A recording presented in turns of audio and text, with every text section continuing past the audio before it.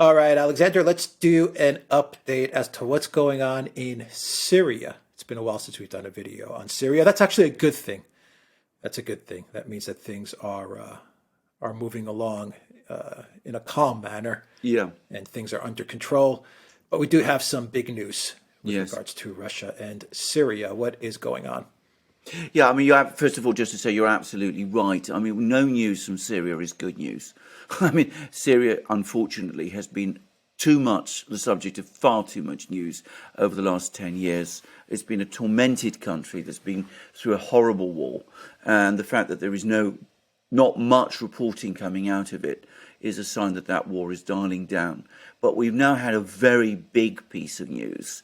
And it's not about the internal Syrian conflict. It is about the Russian and Syrian Air Force carrying out a joint patrol along the Syrian border and, importantly, close to the Golan Heights. The Golan Heights, which are occupied by Israel. Syrian and Russian Air Forces operated along there, and they did so together. Now, and by the way, one of the Russian aircraft that participated in the joint patrol was an aircraft called the Beriev A-50, which is the Russian equivalent of the AWACS. It's the Airborne Warning and Control aircraft that the Russians have, which is able to track and identify aircraft and threats and communicate the fact to fighter jets. So it is a capability that the Americans have, that the Russians have, that the Israelis have, but which the Syrians up to now have not had. And the Russians were lending it in a joint patrol with the Syrians. Now, that is big news because the Russians up to this moment in time have never engaged in joint patrols with the Syrians, not even in terms of the civil war. The Russian and Syrian air forces have never at any point in Syria's civil war, carried out joint operations with each other. And this is the first time that they've done that. And importantly, it's not joint operations in the Syrian war. It is a joint patrol along Syria's borders. And why are they doing that?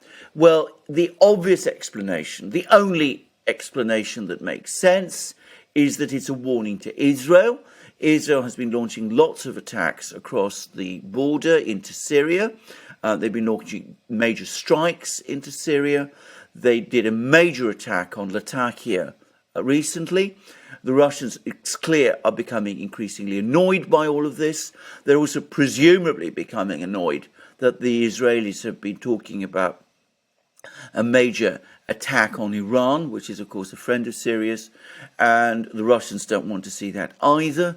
So what we see is that the Russians are now carrying out these joint patrols with the Syrians as an indication to the Israelis that they need to calm down and stop doing this.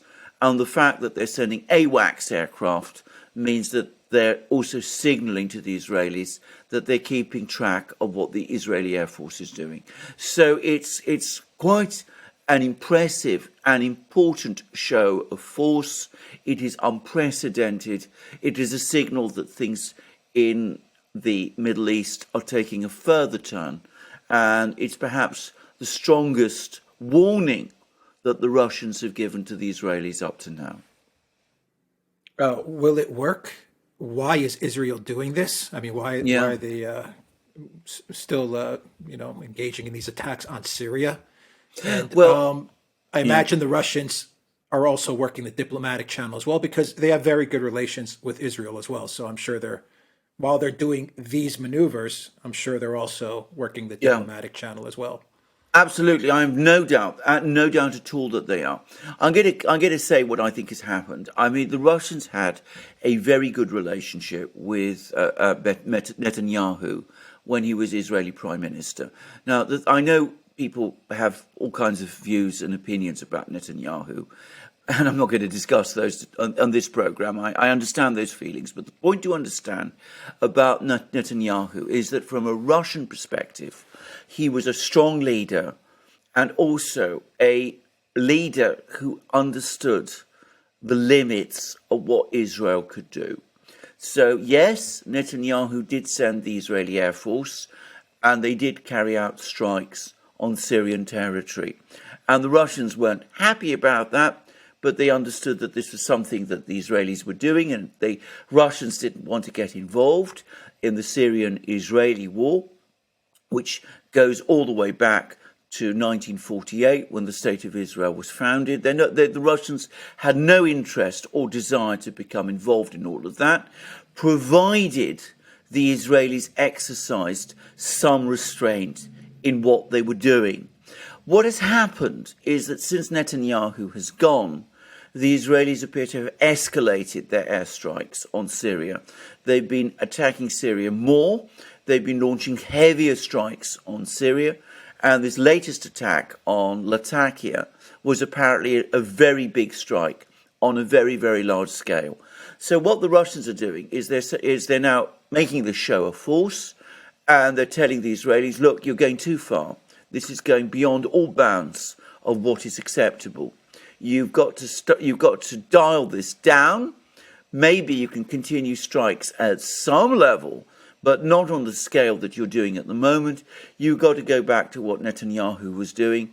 And if you don't, if you persist in doing this, well, we will start to take steps to make sure that these airstrikes can't continue at all.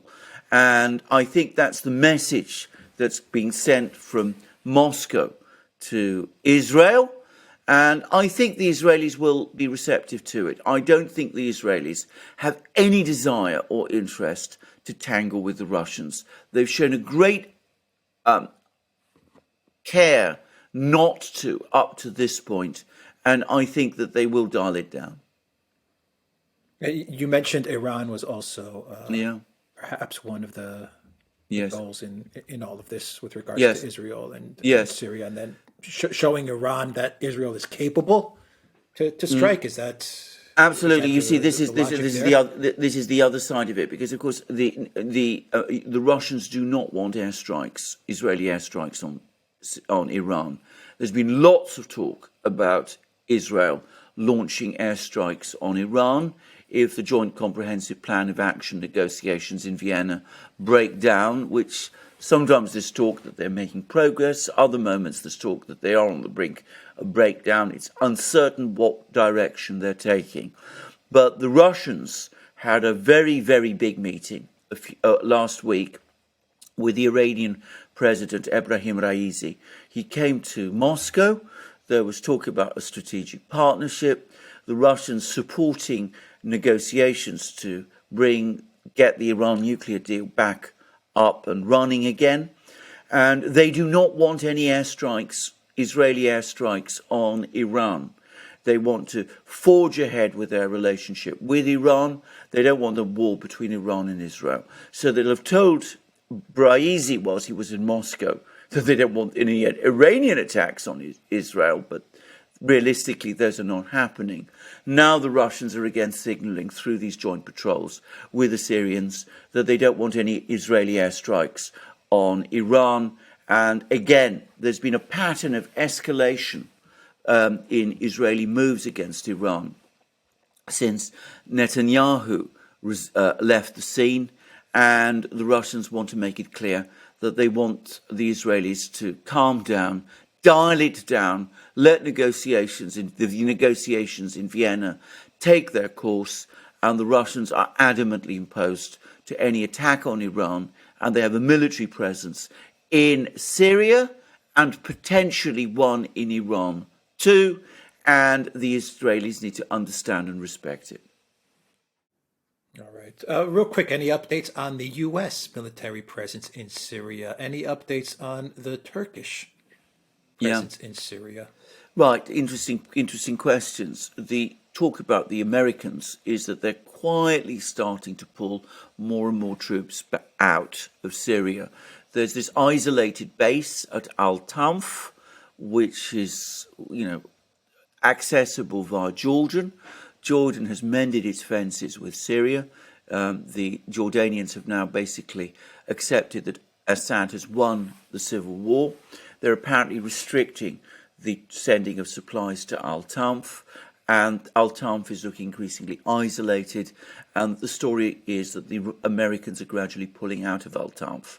Further north, in relation to Turkey, there is increasing talk that there is now a low-level insurgency war between the Turks and the Kurds in that part of Syria, and that the Turks are taking casualties. It's not yet escalated out of control, but it could do, and that's making the Turkish position looking increasingly vulnerable. With Turkey going through an economic crisis, there's more talk now of a possible decision by Turkey to try and bring to an end this venture in Syria.